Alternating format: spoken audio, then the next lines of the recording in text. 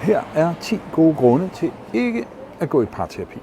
Grund nummer 1. Vi har det fint. Vi taler bare aldrig om det, der betyder noget. Grund nummer 2. Det er vigtigere at få ret, end at få det godt sammen. Grund nummer 3. Hvis vi ignorerer problemerne længe nok, bliver de sikkert mindre. Grund nummer 4. Jeg håber, at min partner en dag lærer at læse mine tanker. Grund nummer 5. Vi har allerede haft den samme diskussion 100 gange. Nummer 101 bliver helt sikkert anderledes. Grund nummer 6. Det er meget lettere at forsøge at ændre min partner, end at blive klogere på mig selv. Grund nummer 7. Vi er blevet eksperter i at undgå de svære samtaler. Det ville da være synd at ødelægge den rutine. Grund nummer 8. Jeg vil helst vente med at søge hjælp, til en af os har pakket kufferten. Grund nummer 9. Vi elsker at antage, hvad den anden mener, uden at spørge. Det sparer jo en masse tid.